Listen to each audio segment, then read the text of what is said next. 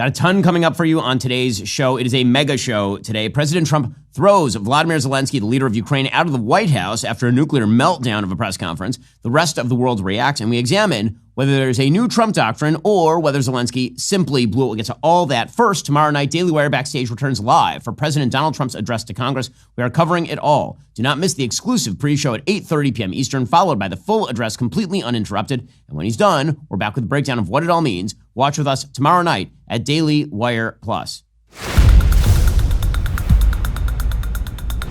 Okay, so before I get to the actual nuclear meltdown of a press conference, and we're going to go through the whole press conference because I think that it is a disservice to all involved for us to simply focus on the moment where everything went south. This is a long press conference. It was a nearly 50-minute press conference, and I want to go through everything that led up to the press conference because it sort of explains where everybody is. President Trump, Vice President Vance, Vladimir Zelenskyy, the president of Ukraine, and how we got to the nuclear meltdown. I want to remind you what a wise man wrote in October of 2022, quote, Henry Kissinger has been publicly excoriated for suggesting that the off-ramp to this conflict will be territorial concessions by Ukraine to Russia, a repeat of the Moscow Peace Treaty that was signed after the Soviet invasion of Finland in 1941. But he may be correct, particularly if the West is unwilling to bear the full economic and military cost of a larger war with Russia. In the end, it may be that the least bad scenario is about simply preventing the worst case scenario. That wise man, of course, was yours truly. I've been arguing since mid-2022 that the off-ramp in Ukraine involved territorial concessions to Russia, Donbass, and Crimea in return for security guarantees that would ensure no renewal of Russian war in Ukraine.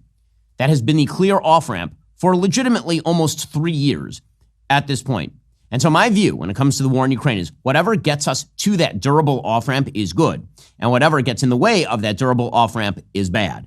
That's all. By the way, that also happens to be the policy of the Trump administration, which is seeking an off-ramp that would, in fact, not allow Vladimir Putin to waltz into Kyiv, but also acknowledges that the likelihood of Ukraine winning back Donbass and Crimea is basically zero and has been since 2014.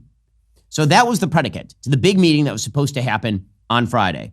So on Friday, President of Ukraine, Vladimir Zelenskyy, was supposed to arrive in the United States and go to the White House, and he was supposed to sign a minerals deal. Now, there was an immediate conflict between what both parties wanted from this. President Trump, he wanted the minerals deal because, number one, he believes that the United States ought to be repaid for its investment in other countries. This has been a long-standing belief of President Trump's, that when we get involved in foreign policy, there ought to be sort of a clear return to the United States, whether we're talking about defending Kuwait from Saddam Hussein or whether we're talking about paying to defend Ukraine from Russia. There should be some sort of return to the American taxpayer. Otherwise, in President Trump's beliefs, we are getting screwed. Okay, that has been a long-standing Trumpian position. But there is something else going on here, and this was made clear during the press conference. President Trump always saw the economic minerals deal as a sort of foot in the door to prevent a Russian invasion. Because if the United States has workers in Ukraine who are, for example, mining rare earths minerals, and then the Russians invade, the United States is immediately dragged in. And President Trump is not wrong about this. In fact, for centuries, this has been a Western way of making war, is that if there is, in fact, the British East India Company that gets involved in trade in a far-flung place, and then they are attacked by the local government, that does actually dredge up the problem of perhaps the British Empire getting directly militarily involved, and so you don't want to screw with the British East India Company. That is almost how President Trump is seeing the rare earths minerals deal.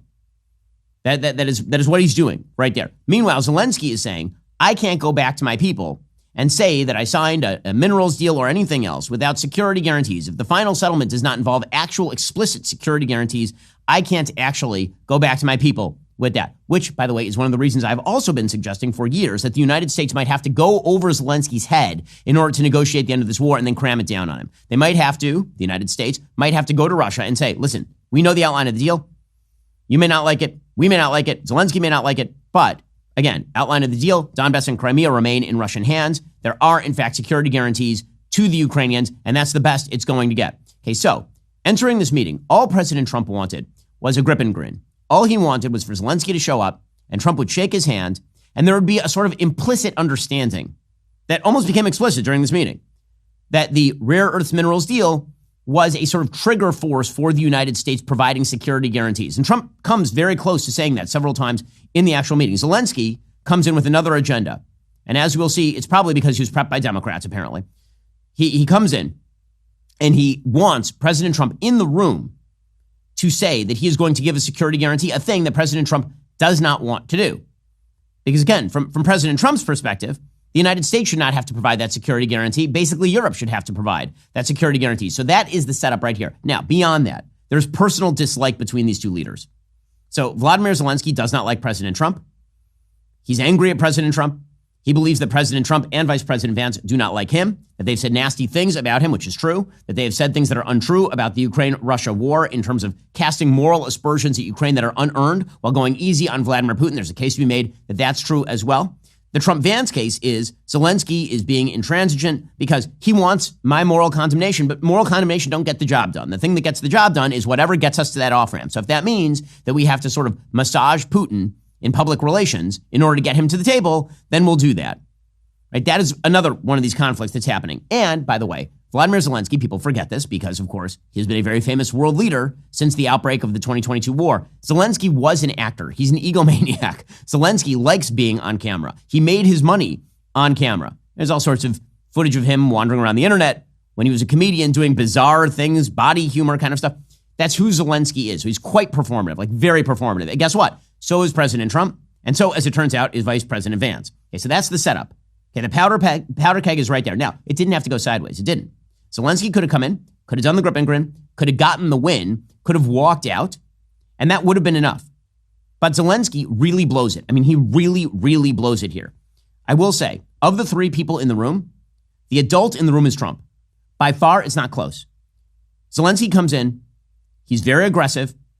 He is, in fact, rude to President Trump.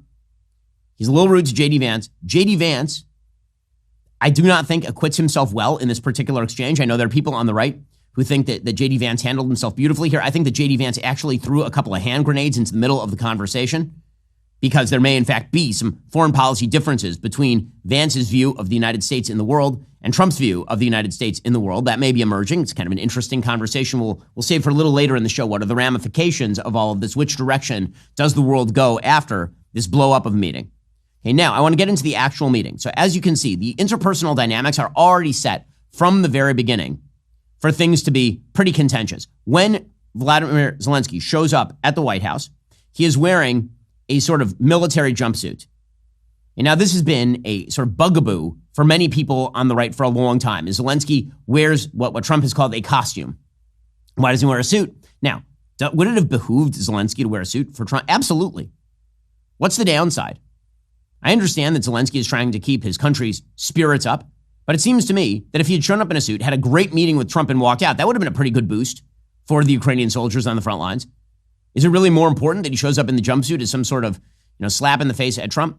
Again, this setup leads one to believe that one of the things that Zelenskyy is doing here is he is recognizing tacitly that the United States is out of the Ukraine business, and what he's actually trying to do, perhaps strategically, is blow up the meeting in order to get the EU to step in and try and provide some sort of aid that the United States is unwilling to provide. If that's the case, then Zelenskyy actually got something that he wanted out of this whole situation. But you can see right from the get-go, there's some antagonism right at the outset. Pretty close. How are you? Pretty sharp. He's all dressed up today. Okay, so he's all dressed up today. Right. And Zelenskyy, you can see, is a little bit ticked off by this. Obviously, there's a huge size differential. Zelenskyy is not a big man, and Trump is a very large human being. And then they finally sit down and they have this conversation. So we're going to go through this in detail because this is, I think, one of the most fascinating and probably historic conversations we have ever seen publicly between a president of the United States and a foreign leader. And we should recognize that conversations like this have wide-ranging ramifications in terms of future policy. For example, the Iraq War was largely begun. The original Iraq War, the Gulf War, might have started because of a stray comment from a low-level State Department staffer who sort of implied that if Saddam Hussein had walked into Kuwait, the United States might not actually do anything about it. Right? So her name was April Glaspie. And the State Department had told Saddam Hussein that Washington had no special defense or security commitments to Kuwait. And at that point, Saddam took that seriously and he walked into Kuwait. Okay, so stray comments, certainly big blowups like this, can have some pretty radical ramifications for how foreign policy is conducted. In the same way that the Russian invasion of Ukraine probably has to do with the United States pulling out of Afghanistan ignominiously, in disgrace, in the same way, comments that are made on the public stage can have extraordinarily powerful ramifications for the future of foreign policy. That's why we're going to go through this in such detail. All of this could have pretty radical ramifications for Ukraine, for the United States as well. We'll get into that. First, this country was founded on freedom. Freedom from a country that forced us to buy their overpriced tea and then tried blockading us when we dumped their tea into the ocean. How'd that work out for you, Great Britain? Well, it's time to throw your overpriced big wireless contract overboard as well. You don't need to pay $100 a month just to get a free phone. Pure Talk, my cell phone company, says no to inflated prices. With a qualifying plan, you can choose an iPhone 14 or a Samsung Galaxy for $0. And yes, this is for premium service on America's most dependable 5G network. Get your iPhone 14 or Samsung Galaxy for $0 with a qualifying plan by going to puretalk.com/Shapiro. You can make the switch in as little as 10 minutes. No hassle, no gimmicks, just honest to goodness wireless, priced right. Again, that's puretalk.com/Shapiro to claim your new iPhone or Galaxy with qualifying purchase from Pure Talk, America's wireless company. Visit puretalk.com/Shapiro for details. I've been using Pure Talk myself for years at this point. All my business phone calls are via Pure Talk. They are great. You can do the same. Excellent coverage, better price, puretalk.com/Shapiro and claim that new iPhone or Galaxy with qualifying purchase. Also, the IRS is ramping up its enforcement efforts in 2025. With April 15th approaching, time is now running out. If you're facing back taxes or unfiled returns, delaying action only compounds the problem. Every day you wait makes your tax situation more difficult to resolve. Do not let another tax deadline pass you by. While taking immediate action is crucial, attempting to deal with the IRS alone could be a costly mistake. And this is where Tax Network USA's expertise becomes invaluable. What sets them apart? Well, unlike other tax resolution firms, Tax Network USA maintains privileged access to the IRS through their preferred direct channels. This means they know exactly which agents can help resolve your case effectively. Whether you owe 10 grand or 10 million bucks, their team of attorneys and negotiators bring proven strategies to settle your tax issues favorably. With over $1 billion in tax debt already resolved, they have the experience and expertise to handle your situation. Talk with one of their strategists today. It's free. Stop the threatening letters. Stop looking over your shoulder. Protect yourself from property seizures and bank levies. Do not let the IRS control your future. Call 1-800-958-1000 or visit tnusa.com/Shapiro. April 15th is just around the corner. Act now before the IRS acts first. So, when this starts, President Trump is actually quite warm to Vladimir Zelenskyy. Here he was, is right at the outset. Thank you very much. It's an honor to have President Zelenskyy of Ukraine. And we've been working very hard, very close. So we've actually known each other for a long time. We've been dealing with each other for a long time and very well. We had a little negotiation spat, but that worked out great. I think for both countries, I think for the world, actually, beyond both countries. And we have something that is a very fair deal. And we look forward to getting in and digging and working and getting some of the rare earth. But it means we're going to be inside, and it's a big commitment from the United States, and we appreciate working with you very much. And we will continue to do that. We have had some very good discussions with Russia. I spoke with President Putin, and we're going to try and bring this to a close. It's something that you want and that he wants. We have to negotiate a deal. But we've started the confines of a deal, and I think something can happen. So you can see from Zelensky's body language, he's immediately on his guard, right? He's already very nervous. He's clearly not liking what he's hearing from Trump. But what Trump is saying here is extremely good for Zelenskyy. Right? Zelenskyy came in oriented against Trump from the beginning. And you can see what Trump is saying here is he's looking for some sort of win, right? That's all. He says right from the beginning, we had a negotiation spat, but that worked out great. And we're looking forward to getting in and digging, working, getting some of the rare earth. But it means we're going to be inside, and it's a big commitment from the United States. What is he saying there? What President Trump is saying there is, we look forward to getting boots on the ground, digging things, and once we're there, it's sort of a tacit security guarantee. Now, Zelenskyy comes out firing. Zelenskyy comes out and he's like, I want a security guarantee in the room. Okay, which again, you understand why he wants it. He is the president of Ukraine. He does not want another negotiation that ends with, in 2 years, the Russians coming back in. However, these are negotiations that you save for the back room. This is not stuff that you do in the front room. Why is he negotiating in the room with President Trump? Isn't rejecting a security guarantee outright here. Trump has said nothing about a security guarantee. It's Zelenskyy who starts pushing him right out the gate. Thank you so much, Mr. President. Thank you for the invitation.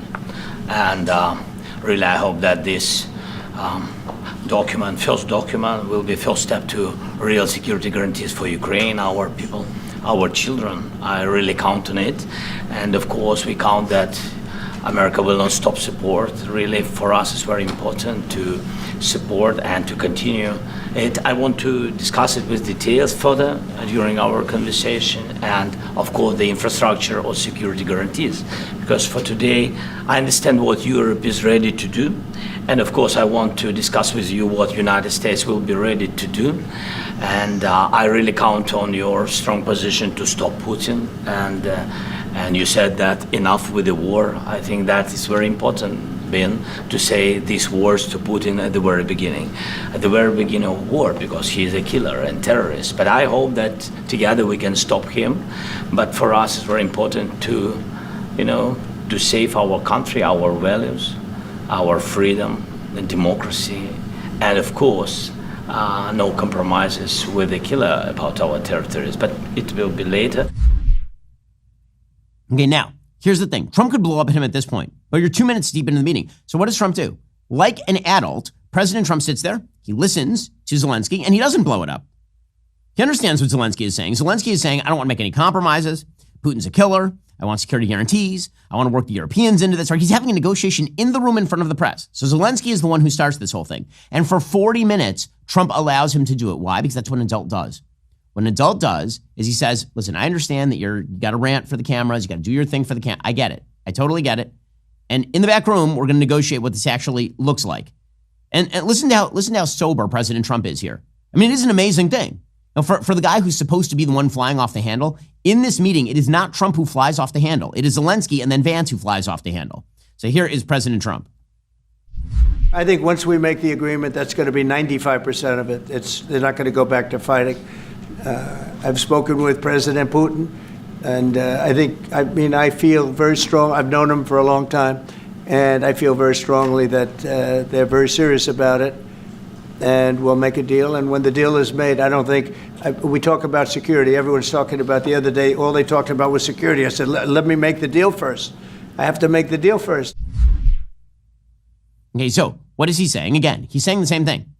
When it comes to the economy, he's going to make the deal first, and that is going to be the lever that allows for security guarantees, right? That is what he is saying.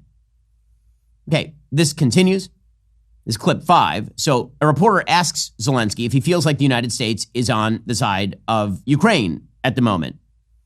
And President Trump's like, what are you even asking that for? I mean, clearly we are. I'm here with him. I'm signing a rare earths minerals agreement with him, like right now. Do you feel like the U.S. is on your side, that the President Trump is on your side at this moment? What do you think? He wants to know, do you think that, sort of a stupid question, because I guess we wouldn't be here if I wasn't. But I think that the United States on our side from the very beginning of occupation. And I think that President Trump on our side, and of course, I'm sure that the United States President will not stop support. This is crucial for us. Okay, so again, that's Zelenskyy pushing. So Trump says, of course, I'm on his side. We're going to sign an agreement. All Trump wants from this meeting is to get out of there with the rare earth minerals deal that is going to provide the lever for a broader American commitment or tacit American commitment to the security of Ukraine. That's what this is. And Zelenskyy keeps pushing because he feels like publicly he needs to push. I don't know if he thought that he was going to get Trump to cave in the room or something, or if this is all virtue signaling for the cameras, or if he feels he needs to say this for his own people at home, or if this was all a sort of design to blow up the meeting in order to get the Europeans to step in. I'm not sure what Zelensky's strategy here was. All I know, it's a very, very bad strategy. So President Trump, again, being very sober about all of this. And for all the talk about how Trump was the one who was combative in this, he really was not. For 40 minutes, he sat there while Zelenskyy effectively attempted to negotiate a deal in the room. And here is President Trump talking about compromise. I think you're going to have to always make compromises. You can't do any deals without compromises. So certainly he's going to have to make some compromises, but hopefully they won't be as big as some people think you're going to have to make. That's all. It's all we can do. I'm here as an arbitrator, as a mediator to a certain extent between two parties that have been very hostile. Now, you can see a fundamental difference between Trump and Zelenskyy here. Zelenskyy thinks that the United States is full-fledged on the side of Ukraine in terms of this negotiation meaning they should, like Biden, just pour into aid without any sort of end, without any sort of designs to end the war. And Trump says, listen, I got to broker a deal. I want the deal. Now, we'll talk about the ramifications of the meeting and how actually one of the things that the Trump administration might think about doing, and President Trump had said during that campaign pretty clearly, is say to Vladimir Putin, listen, we want a deal. You know we want a deal. We've been very obvious about how we want a deal. I've been giving you all sorts of props in public. If you don't make a deal, then we're going to ratchet up support because we can't just let you win by default, right? But that's not actually the approach that Trump is taking, and that's arguable. But again, in the meeting, so far, Trump is the person who's being mature, and Zelenskyy is the person, as I say over and over again, you can hear him being combative. This is for 40 minutes. You know, one of these sort of hot moments happened when one of the reporters is a guy from One America News Network. I believe this reporter happens to be dating Marjorie Taylor Greene, the congresswoman from Georgia, and asks Zelenskyy about wearing a suit. Why don't you wear a suit? Why? Why don't you wear a suit? You're the highest level in this country's office, and you refuse to wear a suit. Just want to see, do you own a suit? Yeah, you have problems. A lot of Americans have problems with you not Really? respecting I don't the have authority of such. this office. I will wear a costume after this war will finish. Okay. Yes, maybe one. Maybe something like this. something like yours. Yes. That'd be great. Maybe something better. I don't know. We will see. Maybe something cheaper than. Yeah. Thank you. Thank you. Well, there was a sartorial spat inside the Oval Office, and, you know, it's kind of fun to cover that sort of stuff, but there are other things I love about working in the news industry as well. Every day I get to connect with millions of listeners, share breaking stories, and work with incredible talent who are just as passionate about politics as I am. If you're doing what you love to do, there's nothing better than being surrounded by people who love it the way that you do. And if you own your own business, you want to hire employees who love what they do to boost the overall success of your business, plus make it a pretty great place to work. But how do you find passionate employees who are a good fit for all your roles? ZipRecruiter. Right now, you can try it for free at ZipRecruiter.com/dailywire. ZipRecruiter is the hiring site employers prefer most, based on G2. And their powerful matching technology works fast to find top talent, so you don't waste time or waste money. Hire experienced people who are excited about what they do with ZipRecruiter. 4 out of 5 employers who post on ZipRecruiter get a quality candidate within the very first day. See for yourself. Go to this exclusive web address and try ZipRecruiter for free. ZipRecruiter.com/dailywire. Again, that's ZipRecruiter.com/dailywire. ZipRecruiter is indeed the smartest way to hire. Go check them out right now. ZipRecruiter.com/dailywire. There's a reason we've been using it here at Daily Wire for years ourselves. ZipRecruiter.com/dailywire. Also, let me tell you something. I never realized how bad my old mattress was until I got the Helix mattress. You know the feeling where you wake up and your back is hurting? Well, that was me a lot. Don't even get me started on the old mattress turning into a heat trap at night. Since switching on over to Helix, I wake up feeling ready to take on my busiest days and the craziest headlines. And here's what makes Helix different. They don't believe in one-size-fits-all sleep solutions. Instead, they use their sleep quiz to match you with a custom mattress based on your body type and sleep preferences. Whether you sleep hot, need extra support for your back, or you share your bed with a restless partner, Helix has a perfect match for you. There's tons of great options. My option, a firmer mattress, breathable. That's what I needed. I'm sleeping better. You can do the same. Right now, Helix is offering an incredible March Madness deal. Visit helixsleep.com/Ben and get 20% off site-wide. That's helixsleep.com/Ben for 20% off site-wide. Again, just visit helixsleep.com/Ben for this exclusive offer. It's helixsleep.com/Ben. Get 20% off. Start sleeping better today. Stop going to those big mattress stores and just lying down on the mattress and then buying whatever, you've lain on for 5 minutes. Instead, go to helixsleep.com/Ben. Get a mattress made just for you. Okay, now, back to sort of the real issue of the day. President Trump is asked about security agreements. And again, he's saying the thing over and over. He's basically offering Zelenskyy an off-ramp. Like, here's the rare earths minerals deal. Let's sign it. We're on side. That is the way we get involved. Here he is. I don't want to talk about security yet because I want to get the deal done. You fall into the same trap like everybody else. A million times you said over and over. I want to get the deal done. Security is so easy. That's about 2% of the problem. I'm not worried about security. I'm worried about getting the deal done. The security is the easy part. Security is very nice. Everybody stopped shooting. And now will Europe put people there? I know France is going to. I know the UK is going to. I know other countries are going to, and they happen to be right next door. We haven't committed, but we could conceivably. We have security in a different form. Okay, he's right there giving Zelenskyy what he wants. This is where Zelenskyy should say, okay, great, Mr. President, we'll talk about this behind closed doors. And he doesn't, right? Trump said these words, quote, "We haven't committed, but we could conceivably, we have security in a different form." He's giving Zelenskyy what he wants. He's giving him the excuse, but Zelenskyy can't take the W. He can't take the W. So Zelenskyy keeps pushing. Yeah, so please, about security guarantees and about just ceasefire. We can't just speak about ceasefire and speak and speak. It will not work. Just ceasefire will not never work because I'm like a president. I have this experience, and not only me. Ukraine before my presidency, from the 2014, Putin broken 25 times. 25 times he broken his own signature. 25 times he broken ceasefire. Okay, so again, you can see Zelensky is saying that Putin can't be trusted. This is why we need security. And again, I don't think that Zelensky is wrong about this per se, but why is he negotiating all of this? He's not going to get what he wants in the room. Okay, so President Trump is asked about NATO. And again, I think one of the things that people want to attribute to Trump is that he wants to rewrite all the bargains of the world. And there are people inside the Republican Party who clearly want to do this. Okay, but I'm not sure that that is what President Trump wants. There's been a lot of talk about Trump, for example, pulling out of NATO. Some loose talk. Elon Musk suggested that over the weekend.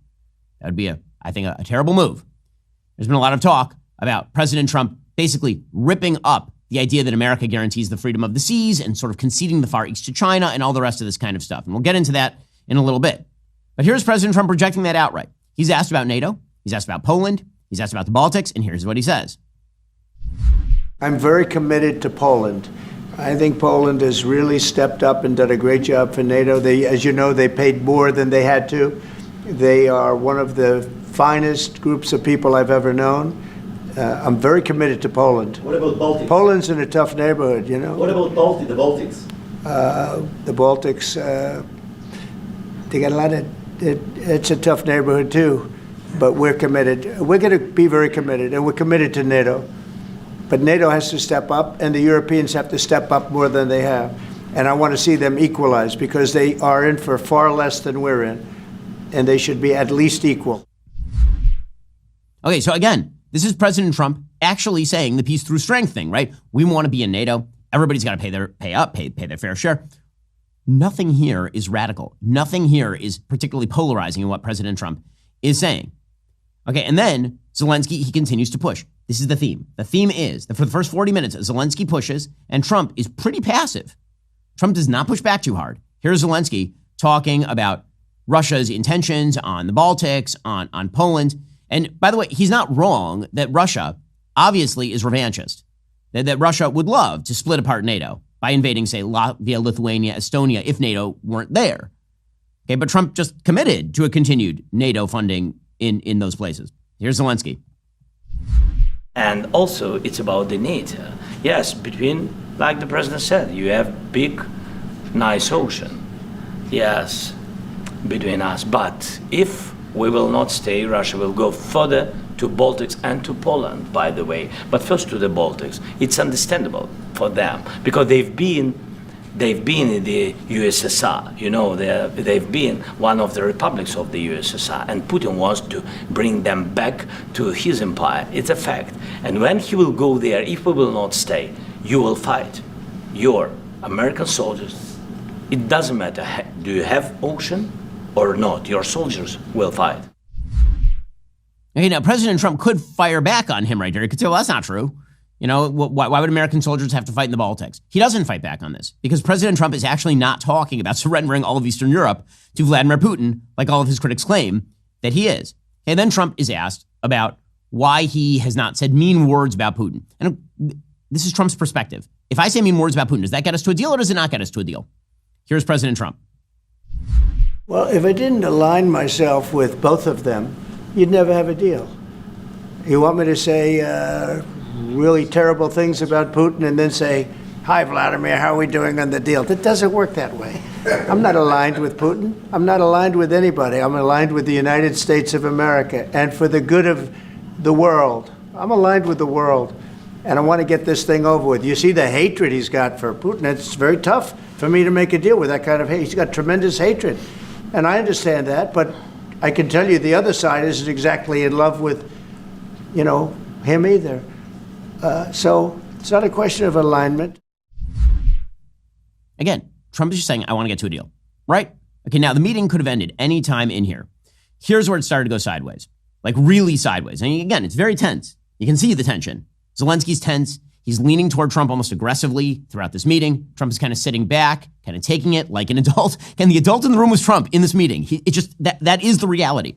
Okay, so J.D. Vance jumps in.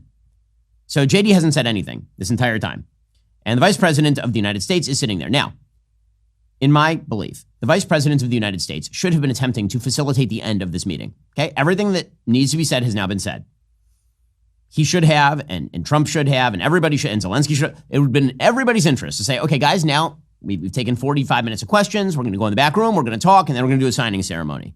Right? So here's what happens. Vance decides he needs to jump in, and he needs to defend President Trump. Now, again, I know this is Vice President Vance's sort of typical role as bulldog for Trump. I get it. That's fine. But it does set off a conflagration. So here is Vance. And again, what he says right here is not particularly controversial. But Zelensky decides that he is going to go after Vance. Now, the reality is that whatever relationship Zelensky has with Trump, his relationship with Vance is terrible. His relationship with Vance is terrible because Vance has openly said he does not care if Russia just eats up Ukraine. Just doesn't care. Because Vance associates with a number of public figures who say some of the wildest things about Ukraine it is possible to say and some of the most pro-Putin things it is possible to say. And I'm sure Zelensky knows this. And so Zelensky takes offense, I think, at the fact that he's even in the room with Vance. And that's Zelensky's fault. It is. But Vance then escalates. So you'll see. We're going to break this down. Okay, this is the critical clip from the meeting. It's several minutes. We're going to stop and start it so we can analyze what exactly happens here. Here is Vice President Vance jumping in to defend President Trump over the accusation that somehow because he wants to negotiate an end to the war, that this makes him pro-Putin. I want to respond to this. So look, for 4 years in the United States of America, we had a president who stood up at press conferences and talked tough about Vladimir Putin, and then Putin invaded Ukraine and destroyed a significant chunk of the country. The path to peace and the path to prosperity is maybe engaging in diplomacy. We tried the pathway of Joe Biden of thumping our chest and pretending that the President of the United States' words mattered more than the President of the United States' actions. What makes America a good country is America engaging in diplomacy. That's what President Trump is doing. Can I ask you? Okay, stop it right there for a second. Okay, so what Vance says there is totally inarguable. Okay, the Vice President, he doesn't think he's about to get into a fight with Zelensky. Zelensky jumps in and starts fighting with Vance. Again, there's some people who think that Vance set up, I don't think that's right. If you hear what Vice President Vance says right there, not only does he rip on Biden, but he literally says the words, Putin invaded Ukraine and destroyed a significant chunk of the country. Now, there's been controversy for 2 weeks over whether this administration is willing to admit that Putin started the war. That is Vance himself saying that Putin invaded the country and destroyed a large chunk of it. Okay, so this is not Vance attempting to start a firefight. Zelensky jumps in and starts arguing with Vance. And I'm not sure what was going through Zelensky's head right here, honestly. It could be that he was planning some sort of conflagration to get European support. Again, it could be that he's trying to signal to the folks back home. It could be that he just doesn't like J.D. Vance. Okay, but this thing breaks into like a wild nuclear meltdown here. Here is Zelensky going after Vance. Sure. Yeah? Yeah. Okay. So he occupied our parts, big parts of Ukraine, part of East and Crimea. So he occupied it on 2014. So during a lot of years, so I'm not speaking about just Biden, but those time was Obama, then President Obama, then President Trump, then President Biden, now the President Trump, and God bless, now President Trump will stop him. But during 2014, nobody stopped him. He just occupied and took. He killed people. You know what the contact 2015. 2014. 2014 is Well, 2014. Yeah. So I was he killed, not here. Yeah, but That's exactly but, right. Yes, but during 2014 till 2022, yeah, the situation the same. The people have been dying on the contact line. Nobody stopped him. You know that we had conversations with him, a lot of conversation, my bilateral conversation, and we signed with him, me, like a new president. In 2019, I signed with him the deal. I signed with him, Macron and Merkel, we signed ceasefire. Ceasefire. All of them told me that he will never go. We signed him with gas contract. Yes, but after that, he broken this ceasefire. He killed our people, and he didn't exchange prisoners. We signed the exchange of prisoners, but he didn't do it. What kind of diplomacy, JD, you are speaking about? What do you mean? I'm talking about the kind of diplomacy. Okay, pause it right here. Okay, so you'll hear Vance's response. So Vance's first sentence in response to Zelensky is the correct response. And that should be the end of the meeting. You should have said, you know, President Zelensky, I'm talking about the kind of diplomacy that will actually end this war properly. We're going to have these discussions behind closed door. Instead, Vice President Vance takes the opportunity to throw two grenades. One is directed at President Trump and one is directed at Zelensky. The one that is clearly directed at President Trump is that he mentions, as you will see, Zelensky going to Pennsylvania in the final days of the campaign and walking around Pennsylvania with Josh Shapiro. That is clearly directed at Trump. Okay, the reason he is mentioning that is to piss Trump off, because that is like a red flag in front of a bull. If you mention that Zelensky, which again was an idiot move, a foolish move, I commented on the time, that Zelensky went to Pennsylvania and campaigned with Josh Shapiro, the governor of Pennsylvania, who was campaigning for Kamala Harris in the last stages of the campaign. If you mention that in front of Trump, Trump is going to get enraged. He's also going to get enraged because Vance says out loud what Trump has probably been thinking. Trump's like, I've been contained this whole time. And Vance says, you're being really, really disrespectful. Okay, if you say to Trump, this man is being disrespectful and loved Joe Biden, that is like a red flag in front of a bull. Meanwhile, he then says to Zelensky a thing that no leader can sit there and hear, which is, you're losing the war. You're having to forcibly conscript people, right? Which is an accusation about, you know, the inhumanity of the Ukrainian regime that, frankly, Vance didn't use with regard to, say, Vladimir Putin, who has kidnapped apparently tens of thousands of Ukrainian children and then taken them back to Russia for Russification and all of this. So you can hear, this is the part. So Zelensky started it. And then JD just pours the fuel on the fire, like really pours the fuel on the fire. Here we go. I'm talking about the kind of diplomacy that's going to end the destruction of your country. Yes, but if you are not strong... Mr. President, with respect, I think it's disrespectful for you to come into the Oval Office and try to litigate this in front of the American media. Right now, you guys are going around and forcing conscripts to the front lines because you have manpower problems. You should be thanking the President for trying to bring an end to this conflict. Have you ever been to Ukraine that you say what problems we have? I have been to. Come once. I've actually watched and seen the stories, and I know what happens is you bring them on a propaganda tour, Mr. President. Do you disagree that you've had problems bringing people into your military? We have problems. And do you think that it's respectful to come to the Oval Office of the United States of America and attack the administration that is trying to prevent the destruction of your country? A lot of questions. Let's start from the beginning. Sure. First of all, during the war, everybody has problems, even you, but you have nice ocean and don't feel now, but you will feel it in the future. God bless. You don't know that. God bless. You don't God know bless. that. You will not have a war. Don't tell us what we're going to feel. We're trying to solve a problem. Don't tell us what we're going to feel. I'm not telling you. Because I'm you're in no answering on position this to question. dictate that. That's Remember exactly this. what I'm not You're dictating. in no position to dictate what we're going to feel. You We're will- going to feel very You will good. feel influence. We're going to feel very I'm good and telling very you, strong. You will feel influence. You're right now not in a very good position. You've allowed From the yourself very- to be in a from very the very bad position, beginning and he of the happens war. to be right about From the it. very beginning of the war. You're not Mr. in a good Brown, position. I You don't was have in the cards right now. With us, you start having not cards. playing But cards. right now, you I'm don't. very Yeah, you're playing serious, cards. Mr. President. You're I'm playing very cards. serious. You're I'm gambling the with the president lives in of war. millions of people. You think- You're gambling with World War III. what do you think You're about? gambling with What do you World think War about? III.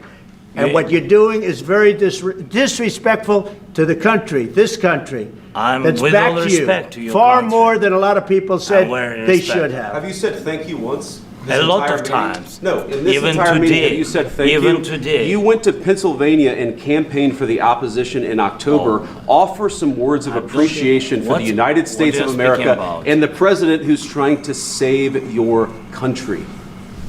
Please, you think that if you will speak very loudly about the war, you He's can... not speaking loudly. He's not Yeah. speaking loudly. Your country is Can I- in big can- trouble. can I Wait a answer? minute. No. Can You've I done a lot answer? of talking. Your country is in big trouble. I know. You're not winning. I know. You're not winning this. you have a damn good chance of we are coming out staying, okay because of Mr. us. President, we are staying in our country, staying strong from the very beginning of the war. We've been alone, and we are thankful. I said thanks You haven't in been this alone. cabinet, You and haven't not been only alone. in this cabinet. We gave you, through I this said thank stupid you. president, $350 billion.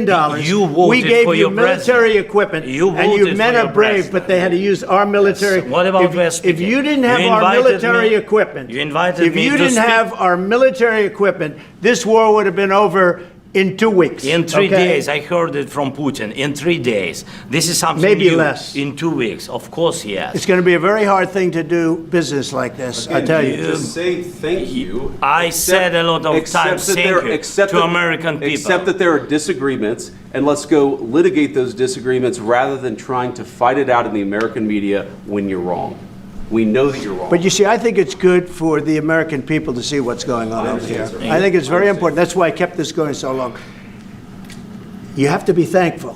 You don't have the I'm cards. thankful. You're buried there. Your people are dying. tell you You're again, running I low know. on soldiers. Don't- Listen, don't please, you're running Mr. low President. on soldiers. It would be a damn good thing. Mr. And then President. then you tell us, I don't want a ceasefire. I don't want a ceasefire. I want to go and I want this. Look, if you could get a ceasefire right now, I tell you, you take it so the bullets stop flying and your men stop getting killed. Of course, we want to stop the war. But you're saying you don't want a ceasefire. But I said to you, I want a ceasefire. with guarantees. Because you'll get a ceasefire faster than an agreement. Ask how. Okay, so Zelensky is so obviously spoiling for a fight. He's so obviously spoiling for a fight. And JD pushes back on him in a way that is designed to blow up the entire thing.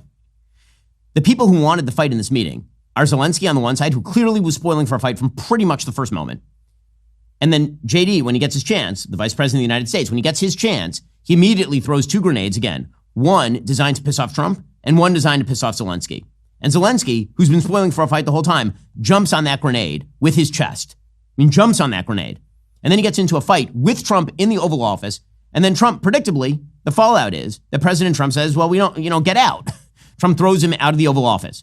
And then he releases a statement on Truth Social, quote, "We had a very meaningful meeting in the White House today. Much was learned that could never be understood without conversation under such fire and pressure. It's amazing what comes out through emotion. I've determined that President Zelensky is not ready for peace if America is involved because he feels our involvement gives him a big advantage in negotiation. I don't want advantage, I want peace. He disrespected the United States of America and its cherished Oval Office. He can come back when he is ready for peace." Okay, so what is the actual impact of all of that? Now, again, the reality is that the end of the war, as I say, from the very beginning, the end of the war is Russia ends up with control of Donbass and Crimea. Security guarantees are issued by Europe. There's some tacit American support of those security guarantees in all likelihood. Whatever accelerates the process toward that is good. Whatever decelerates the progress toward that is bad. Did this whole tete-a-tete accelerate the progress toward that? So many things can be true at once. 1, I think Trump was the adult in the room pretty much his entire time. 2, Zelensky came in spoiling for a fight. And as we'll examine in just a moment, that's probably because he was talking with many of the wrong people in the United States, and also possibly because he's strategizing for European support. 3, Vice President Vance definitely escalated this. You can hear it in the exchange. It is Zelensky who is pushing Trump and Vance, but it is Vance who decides to get incredibly personal.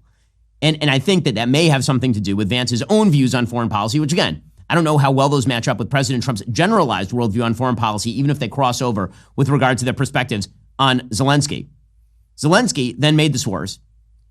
Again, this is either brutal incompetence by Zelensky or an attempt to essentially drive support for Ukraine from the Europeans via hatred of Trump. It may be that, could easily be that. So Zelensky goes on Bret Baier that same evening. And here is Zelensky over and over and over refusing to apologize to the president. So I'm not hearing from you, Mr. President, a thought that you owe the president an apology. No, I respect President and I respect American people. And if, I think that we have to be very open and very honest. And I'm not sure that we did something bad. I think maybe sometimes some things we have to discuss out of media. Okay, so did any of this change the underlying dynamics of the deal? Maybe not, but the perceptions from other players, say Russia and China, are going to matter. So Russia put out a statement saying that the United States' sudden shift in foreign policy, quote, largely aligns with its own position. Kremlin spokesman Dmitry Peskov said, quote, "The new administration is rapidly changing all foreign policy configurations. This largely aligns with our vision. There's a long way to go because a lot of damage has been done to the whole complex of bilateral relations. But if the political will of the two leaders, President Putin and President Trump, is maintained, this path could be quick and successful." And of course, they then insulted Vladimir Zelenskyy throughout all of this. So, one of the big questions that we're going to have to answer here is whether this meeting is symptomatic of a broader American foreign policy shift, or whether it is reflective of bad political calculations by Vladimir Zelenskyy, whether it is reflective of specific designs in Ukraine, but doesn't have implications for, say, NATO or the Far East.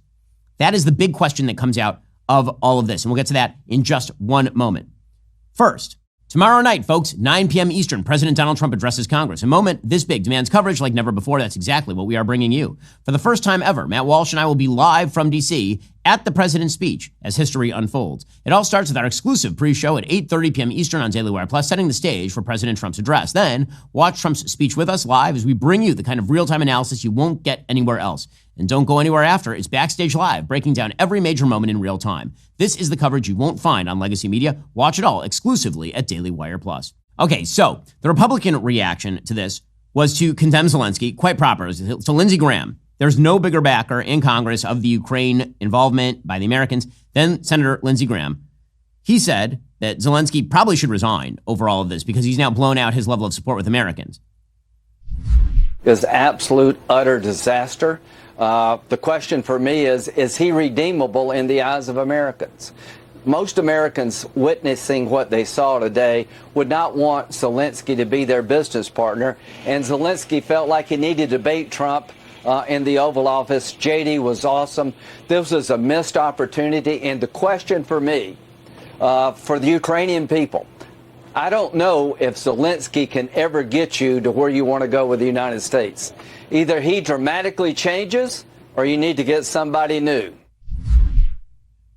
Okay, so Speaker of the House Mike Johnson repeated that general sentiment, suggesting that this is on CNN as well as NBC, that we know Vladimir Putin isn't to be trusted. We're not abandoning Ukraine, but Zelenskyy is a disaster area. I think Vladimir Putin is an old school communist, a former KGB agent. He's not to be trusted, and he is dangerous. No, they're not abandoning Ukraine. I was with the president a day before that meeting, and he was excited about this mineral rights deal. He believed it, and we all believed it, to be in the best interest of both countries. We understand that he is a dangerous adversary, and he is the one that provoked the war. Well, something has to change. Either he needs to come to his senses and come back to the table in gratitude, or someone else needs to lead the country to do that. Okay, so again, this has been the sort of general Republican response to all of this. Secretary of State Marco Rubio said something similar. He said, listen, we're not trying to undermine Ukraine. We're trying to get to a negotiated end here. And, you can preen and you can posture, but the negotiated end kind of looks the same no matter how you slice it. And we need to figure out, is there a way to get them to stop the war? And the only way you're going to do that is to get Russians engaged in negotiations, something the Europeans haven't been able to do, the Biden administration wasn't able to do or didn't even try. That's the goal here. It's that simple. Can we try to sit with them and figure out whether there's anything, what are the Russians' demands? Under what conditions would the Russians be willing to stop this war? And as I said, we don't know what those are because we haven't talked to them in 3 years. That's the singular goal here, is to try to bring about an end to this conflict, and it begins by getting them to the table. Okay, Howard Lutnick, who's the Commerce Secretary, repeated this. He says, listen, Zelenskyy came in here and wanted to make a make-believe bargain that wasn't on the table. What was he doing? That's why the president called it World War III. You're gambling with World War III. We're not going to give you security guarantees while you're at war with Russia. It's just ridiculous. His requests were ridiculous. They were not reasonable. The president let it go for a while, he was there to make peace. Our president is there to make peace. As he said, end the death. And Zelenskyy was not there to make peace. He was there to strike some sort of make-believe bargain that he had in his mind. And eventually that just ran its course. Okay, and then Scott Bessent, who's the Treasury Secretary, said something similar. He says, listen, the whole point of getting to an economic deal is to get to a peace deal. I mean, this is what Trump was saying in the room. Again, Trump was the adult. It is impossible to have an economic deal without a peace deal. The sine qua non for an economic deal is that Ukrainian leadership wants a peace deal. I thought this was a building block towards getting to Well, a peace deal. it was supposed to be, but President Zelenskyy came into the Oval on Friday. There were three things that were going to be done. There was going to be a press conference. There was going to be a private lunch with 16 of us. And as you could see from Dan Scavino's the post on his X account, we were already set up to sign the deal. So it's unclear now. President Zelenskyy has thrown off the sequencing. And this is right, by the way. Again, this is not just from the United States. The British ambassador to the United States, a guy named Peter Mandelson, he said that that was the whole point. The whole point of the rare earth mineral deal was to set up the possibility of a peace deal that would then include some security guarantees. And yes, I do think it would be a good idea if he signed the economic and commercial deal put forward by the United States. And the reason I say that is quite apart from the economic gain that Ukraine will derive from that, it will also give the United States a stake in Ukraine's future. It will mean that U.S. commercial interests, U.S. Individuals, citizens will be on the ground there, and that will be an even greater added incentive for the U.S. to protect the Ukraine in future and make sure that war does not ensue again. Okay, by the way, you know who agrees with all of this? Donald Trump. Donald Trump agrees with all of this. So yesterday, President Trump went to Truth Social and he posted a quote from some dude named Michael McCune, who I've never heard of. And here was the quote he posted, quote, "Now Zelenskyy will have no choice but to back down and accept Trump's terms. But here's the genius part. Trump is actually protecting Ukraine without dragging the U.S. into war. By negotiating a mineral deal, Trump ensures that Americans will be involved in Ukraine's mining industry. This prevents Russia from launching an invasion because attacking Ukraine would mean endangering American lives, something that would force the U.S. to respond. Trump played both sides like a master chess player. In the end, Zelenskyy will have no choice but to concede because without U.S. support, Ukraine cannot win a prolonged war against Russia. And once U.S. companies have mining operations in Ukraine, Putin will be unable to attack without triggering massive international consequences. Don't underestimate Donald Trump. In this game of chess, he's 10 moves ahead of everyone." Okay, so that's what Trump was trying to do. Trump was trying to give Zelenskyy the W, and Zelenskyy wouldn't take the W. So why did this go so wrong? Well, one reason apparently is because, according to Michael Goodwin writing at the New York Post, Zelenskyy decided that he was going to take his hints and his advisory opinions from Democrats. Quote, "Before meeting President Trump, Zelenskyy met with anti-Trump Democrats who advised him to reject the terms of the mineral deal the president was offering, according to Senator Chris Murphy of Connecticut. Quote, just finished a meeting with President Zelenskyy here in Washington. He confirmed the Ukrainian people will not support a fake peace agreement where Putin gets everything he wants and there are no security arrangements for Ukraine. The meeting, as the world now knows, went quickly off the rails and ended with Trump angrily ejecting the, quote, arrogant ingrate from the White House. But apparently, again, the goal here for Democrats was to basically sink the deal. So Chris Murphy, who had advised Zelenskyy before the meeting. Again, he is a hardcore Democrat who'd love to run for president, senator from Connecticut. Here he was now suggesting that Trump was a Putin acolyte for the failure of the meeting. So in other words, Murphy sent Zelenskyy to get absolutely creamed in that meeting. And then he turns around and says that Trump is working for Putin. It is absolutely shameful what is happening right now. The White House has become an arm of the Kremlin. Every single day you hear from the National Security Advisor, from the President of the United States, from his entire national security team, Kremlin talking points. For the last week, the White House has been pretending as if Ukraine started this war. That's essentially saying that Poland invaded Germany at the beginning of World War II. So Murphy set this whole thing up to fail, presumably, or at least he was involved in it. Okay, so what is the actual outcome of all of this? Well, first of all, you have the idiot protesters. So a bunch of protesters showed up. The Vance family was supposed to go skiing. And people showed up from miles around to yell at J.D. Vance. They had to go to a secure location. This kind of stuff is gross. Really, really gross. Here's what that looked like.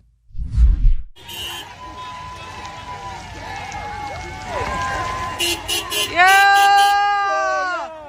Okay, you can hear people screaming at various cars.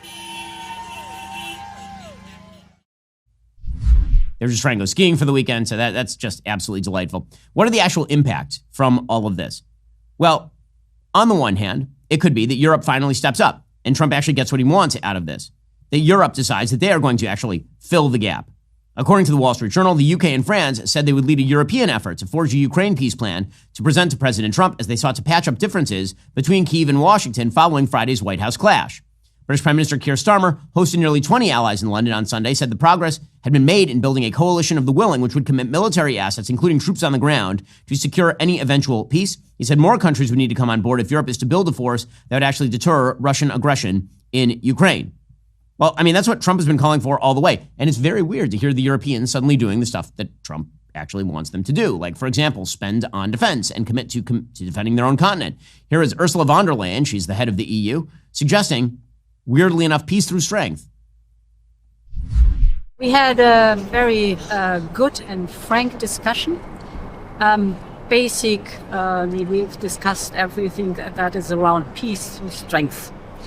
And of course, security guarantees are of utmost importance for Ukraine, but we need comprehensive security guarantees. This includes that we have to put Ukraine in a position of strength, that it has the means to fortify and protect itself from the economic survival to the military resilience.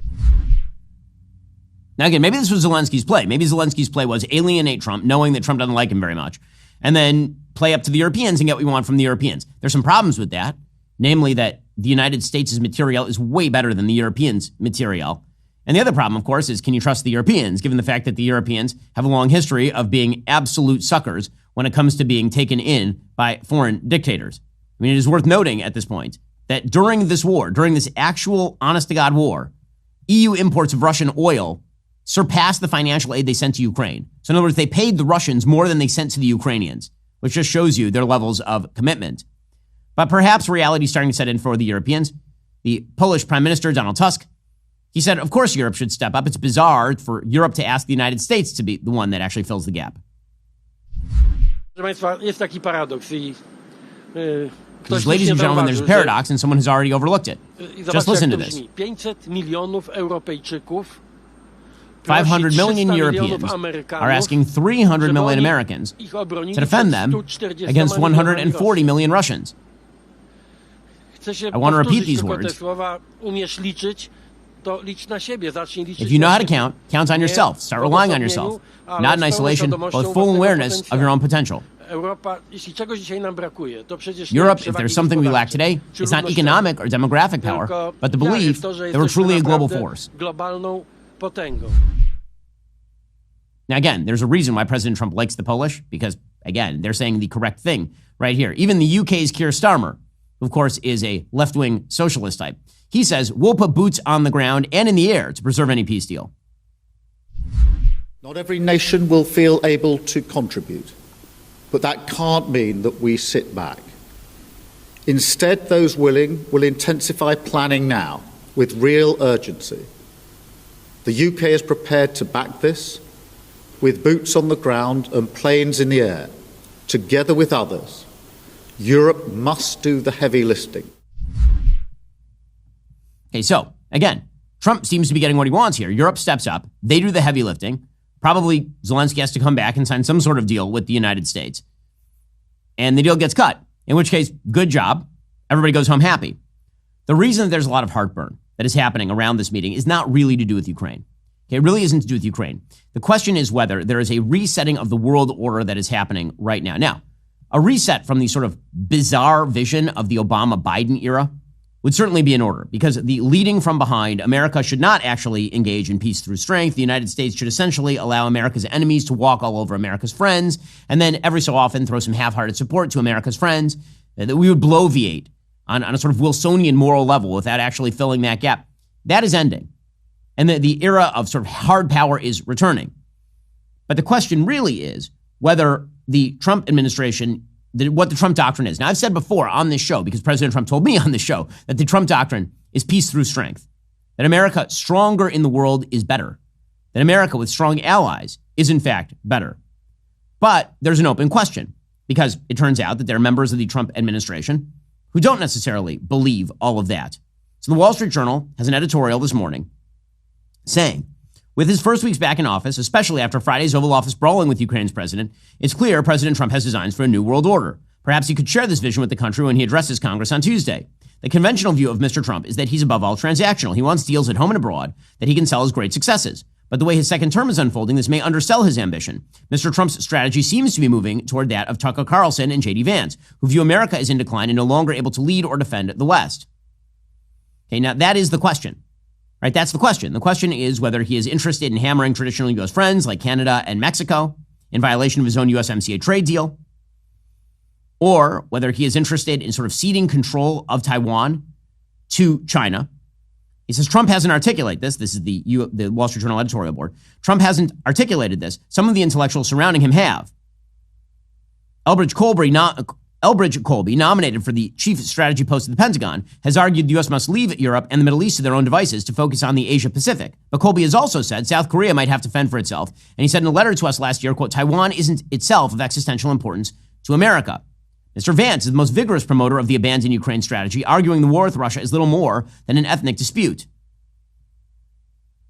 Ross Douthat of the New York Times, who is sort of the clarifier for J.D. Vance, says the vice president and president are merely, quote, stripping away foreign policy illusions. So this is the question, right? The question is whether what we are looking at is America withdrawing from the world, ceding the Far East to China, allowing America's allies to basically run on their own in those areas. And if they get invaded or taken over, Taiwan, South Korea, well, that's their business. Whether Eastern Europe will be left open to the predations of the Russians, whether the Middle East will basically be left up for grabs between Turkey, Iran, Saudi, the Israelis, and what that will look like. What does it look like in America withdrawing from the world? So that's sort of the open question after the Trump-Ukraine meeting. Is this symptomatic of a broader foreign policy shift away from America being the world's hegemonic leader and toward the idea that we're going to retreat from the world behind our oceans and then assume that everything will be okay? Now, I don't know that that's the case. In fact, I think that's probably not the case because the truth is there are a lot of conflicting signals.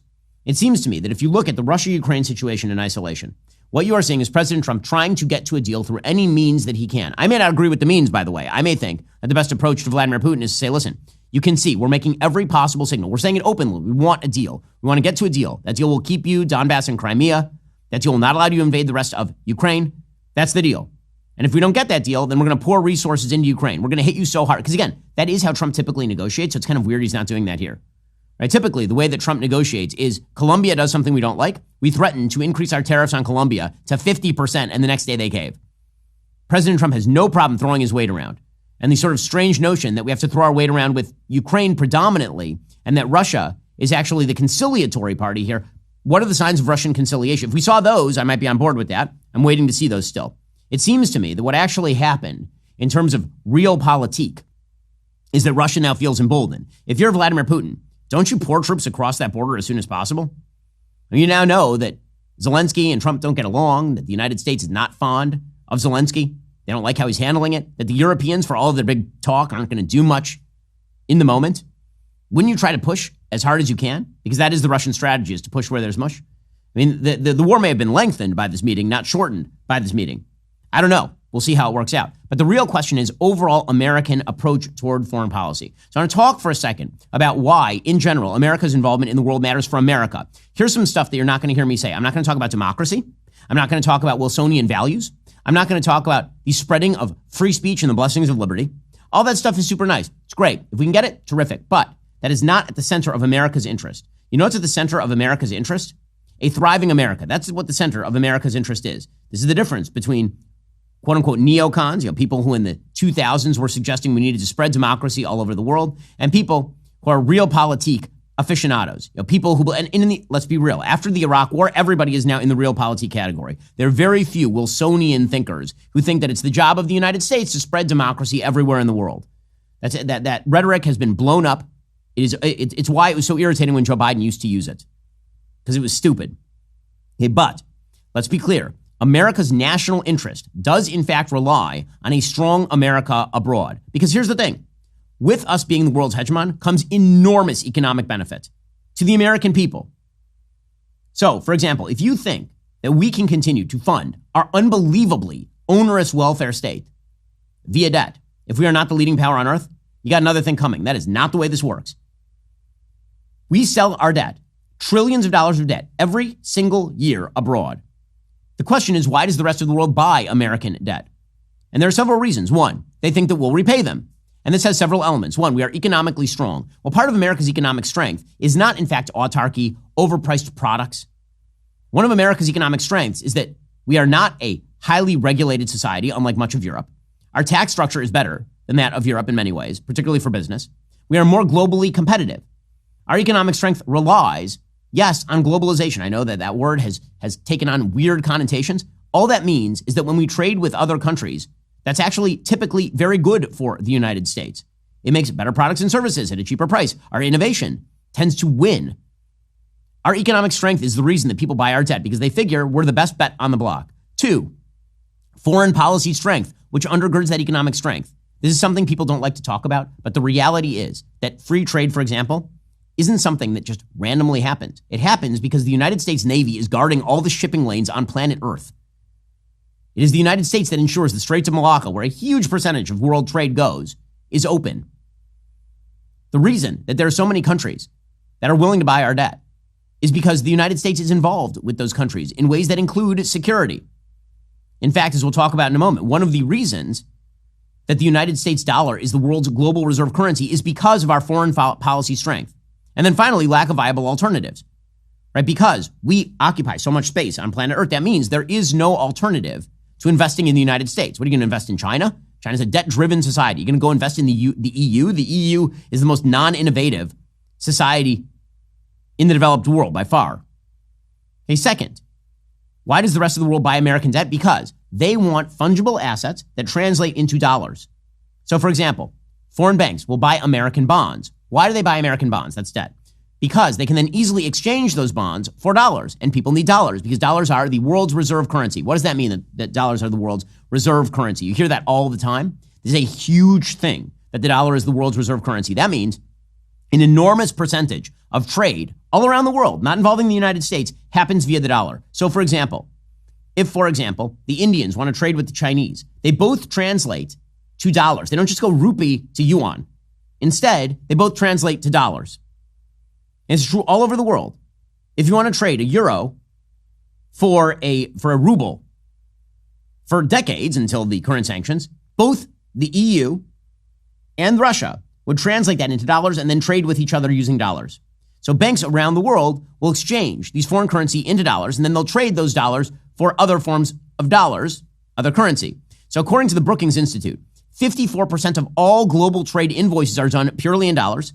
And then even the ones that are not done in dollars, the foreign exchange happens in dollars. 88% of all foreign exchange transactions happens in dollars. And there you are talking about tens of trillions of dollars every single year.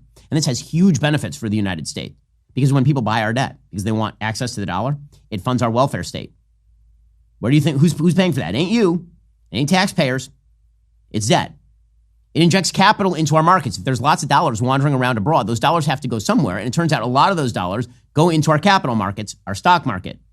It also, because we have such enormous leverage in global markets, allows us to use economic weaponry like sanctions against Iran, or to increase tariffs against our enemies.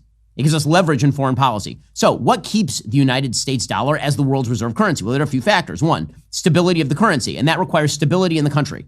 Right? That means economic growth in the United States. 2, availability of the dollars. Right? If the United States is really stable, but we trade with a currency you can't get elsewhere, no one's going to use that as a reserve currency. So that means that global involvement matters an awful lot. Now, here's an example. The reason the U.S. originally became the world's reserve currency is because in 1971, the U.S. ended something called the Bretton Woods Agreement. The Bretton Woods Agreement was an agreement that was signed in 1944, very end of World War II, in which the United States basically we pegged our currency to gold, to the price of gold, and then all other currency pegged themselves to the United States dollars.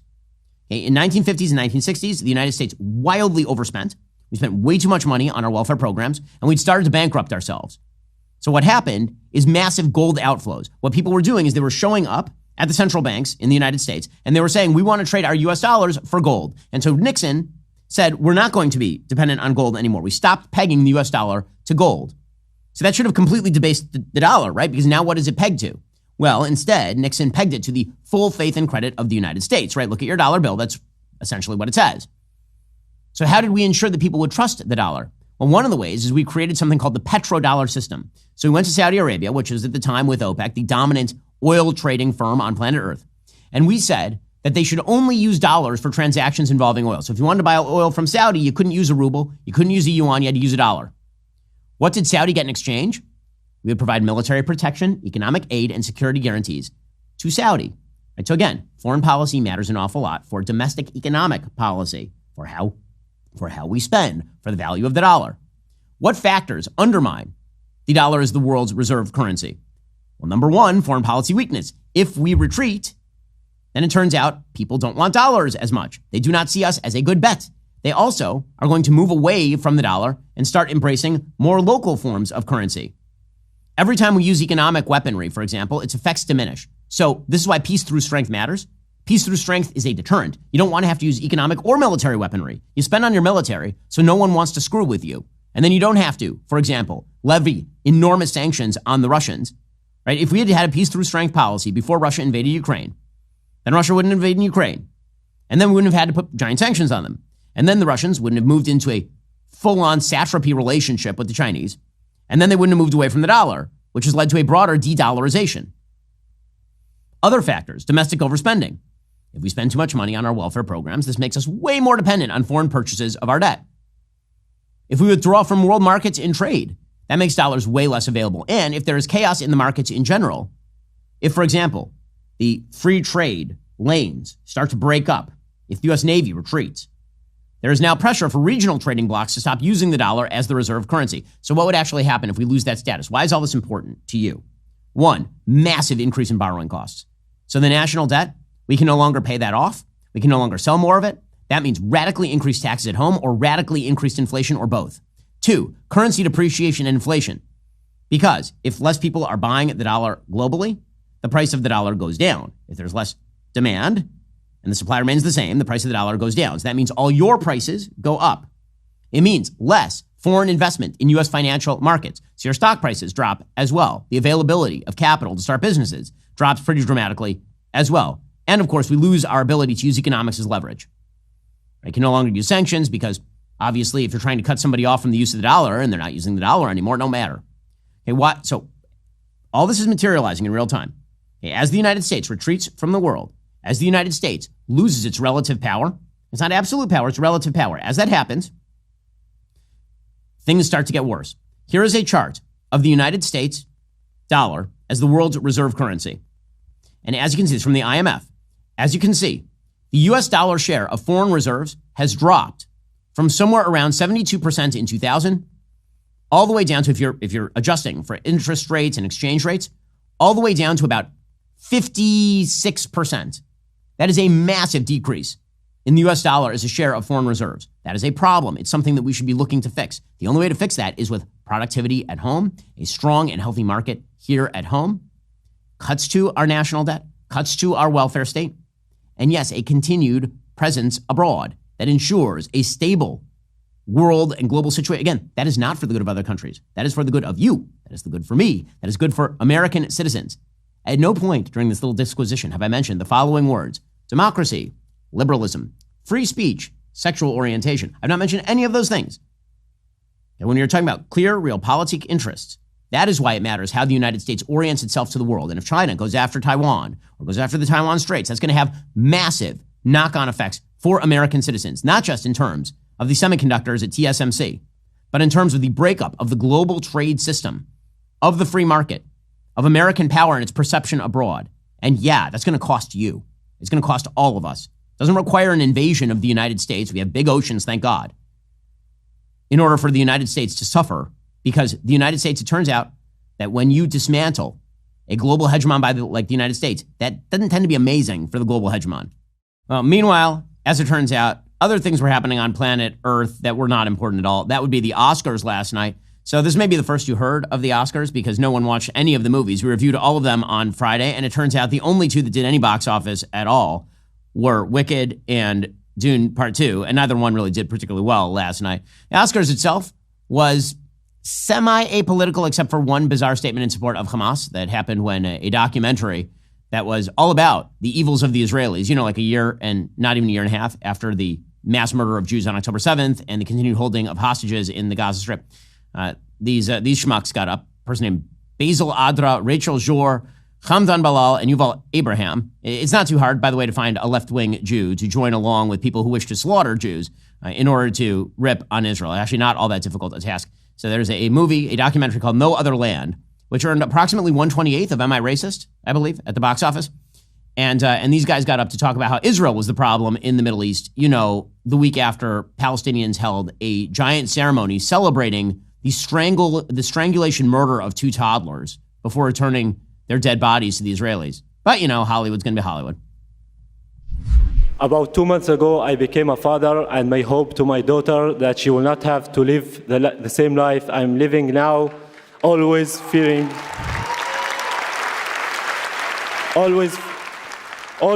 settlers' violence, home demolitions, and forest spill displacements that my community, Masafir Yatta, is living and facing every day under the Israeli occupation. No other land reflect the harsh reality that we have been enduring for decades and still persist as we call on the world to take serious actions to stop the injustice and to stop the ethnic cleansing of Palestinian people. The atrocious destruction of Gaza and its people, which must end. The Israeli hostages brutally taken in the crime of October 7th, which must be freed. When I look at Bassel, I see my brother, but we are unequal. We live in a regime where I am free under civilian law, and Bassel is under military laws that destroy his life and he cannot control. There is a different path, a political solution without ethnic supremacy, with national rights for both of our people. And I have to say, as I am here, the foreign policy in this country is helping to block this path. And these people are high on their own supply. Why? I don't need to listen to this schmuck anymore. Honest to God. Just disgusting. Truly disgusting. Get up there and stand for Hamas. Let's be real about this. The Palestinian Authority pays terrorists. That's what they literally do. Hamas is a dominant force inside the West Bank. Hamas continues to occupy the Gaza Strip. The Palestinians are, by and large, supportive of terrorism against Israelis and wish to exterminate the state of Israel. The reason that there is a quote-unquote military occupation of these areas and not, domestic home rule by the PA is because every time Israel attempts to withdraw from these areas, terrorists take them over and use them as bases for terrorist attacks. The reason for checkpoints is because of terrorist attacks. The reason that Israel has to maintain a military presence in these areas and put its own people in harm's way is because of Palestinian terrorism and exterminationist hatred for Jews. So yeah, for sure, you definitely should give a Best Documentary Award to this sort of propaganda on behalf of terrorism in the year and a half after the worst terrorist attack on Jews since World War II. Just vile stuff, but, leave it to the Academy. Okay, meanwhile, there were some good things that happened during the show. I think the best moment came when Kieran Culkin was given an award for a movie called A Real Pain. He won Best Supporting Actor. And his speech was really, really charming. He basically suggested that he get his wife pregnant for the 4th time. It was very funny. About a year ago, I was on a stage like this, and I very stupidly publicly said that I want a 3rd kid from her because she said if I won the award, she would give me the kid. It turns out she said that because she didn't think I was going to win. And people came up to her and were like, really annoying her. I think it got to her. But anyway, after the show, we're walking through a parking lot. She's holding Emmy. We're trying to find our car. Emily, you were there, so you're a witness. And she goes, "Oh, God, I did say that. I guess I owe you a 3rd kid." And I turned to her and I said, "Really, I want 4. And she turned to me, I swear to God this happened, it was just over a year ago. She said, "I will give you 4 when you win an Oscar." I held my hand out, she shook it, and I have not brought it up once until just now. You remember that, honey? You do? Okay. Then I just have this to say to you, Jazz. Love of my life, ye of little faith. No pressure. I love you. I'm really sorry I did this again. And let's get cracking on those kids. What do you say? That's great. That's charming and wonderful and hilarious and good for Kieran Culkin. Seriously, the best thing I've seen at the Oscars in years is that particular moment. And then there are some low moments. Like, for example, every prostitute in America has to be thanked. So the movie that won Best Picture is Honora. Honora is the story of a sex worker, which means a prostitute, who cynically marries a half-moron, 18-year-old Russian oligarch's son. And then it turns out that the romance doesn't exactly work, and she's sad. That's the whole movie. Hope you enjoyed it. Well, the guy who won Best Director and Best Picture for it was a guy named Sean Baker, and he felt the necessity to thank the prostitutes. Let's do it. I want to thank the sex worker community. They have shared their stories. They have shared their life experience with me over the years. My deepest respect. Thank you. I share this with you. Deep respect for people who sell their body for money. The whole movie, by the way, is a repudiation of that.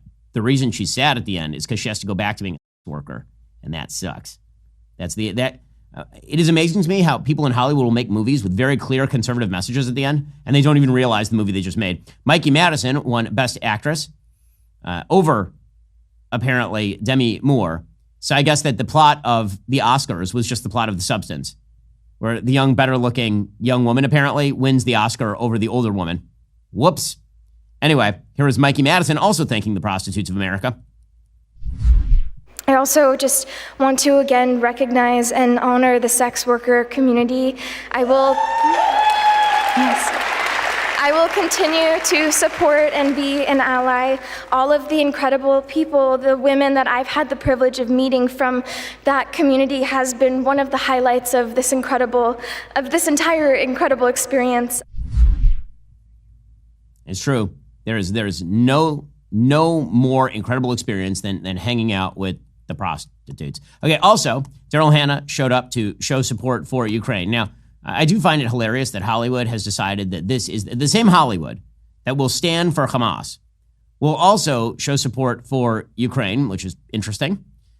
I have a feeling it has less to do with their support of Ukraine than the fact that Trump does not sufficiently support Ukraine in their view. It's all oppositional. Here is Daryl Hannah doing her routine.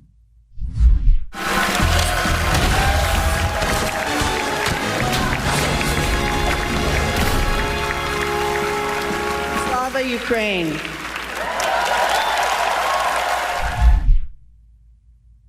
Okay, well, you saved Ukraine. Great job.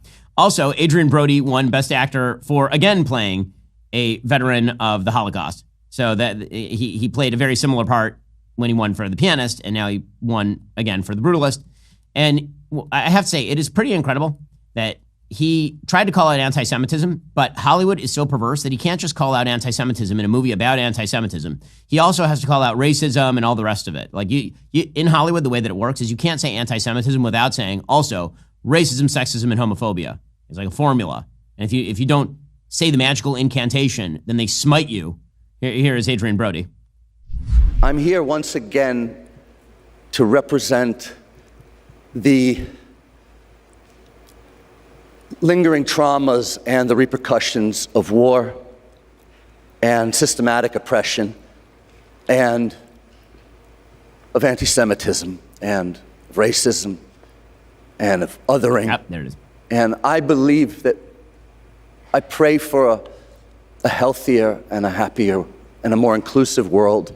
And I believe if the past can teach us anything, it's a reminder to not let hate go unchecked.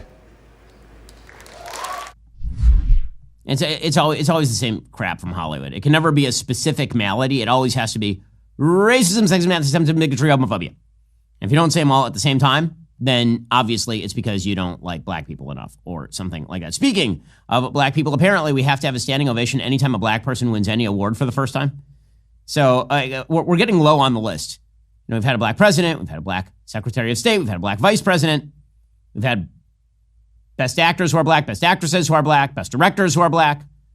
And so now we've reached the point where we need standing ovations for the first black man to win best costume design. When we get down to best key grip, and I guess we'll still be doing standing ovations for this, as though, you know, black Americans could never win costume design until this very moment. Here we go. I'm the first black man to receive a costume design award. Huge. For my Huge. Broke that glass ceiling.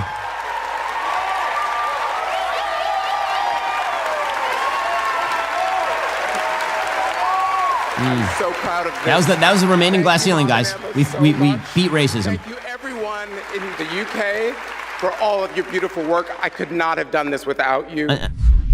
Until this very moment, when a black man finally became the first black man to win best costume design, I thought that racism really was going to triumph in America. But now that Paul Tazewell has become the first black man to win Best Costume Design. I gotta say, man, I think we're there, guys. I think finally we're there. Okay, that was the whole Oscars, basically. Conan O'Brien was fine. He didn't do anything particularly shocking or wonderful. He wasn't as annoying as some of the other hosts. He wasn't Jimmy Kimmel or something. Maybe one of the best moments for Conan was joking with Adam Sandler, who showed up in shorts and a t-shirt, basically. For such a prestigious night, it's important that everyone is properly dressed, okay? You're dressed well. Adam.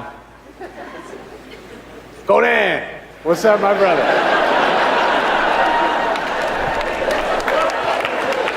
What's going on, man? Adam, what are you wearing? What are you doing right now? I'm asking you what you're wearing. Nobody even thought about what I was wearing till you brought it up! You're dressed like a guy playing video poker at 2 a.m., Adam. And you know what, Conan? I like the way I look, because I'm a good person. I don't care about what I wear or what I don't wear. Did my snazzy gym shorts and fluffy sweatshirt offend you so much that you had to mock me in front of my peers? Okay, I'm sorry. Okay, so some people like this. I've been reliably informed. I've never been a fan of Adam Sandler so far. That is what it is. Well, that was your Oscars review. It was lackluster, as were virtually all the movies this year. Hopefully we'll do better next year. Alrighty, guys, coming up, Andrew Klavan joins the show to analyze Anora, the film that won Best Picture at the Oscars last night, as well as some of the other pictures that were nominated. First, however, you have to be a Daily Wire subscriber. If you're not a member, become a member, use code Shapiro. Check out for 2 months free on all annual plans. Click that link in the description and join us.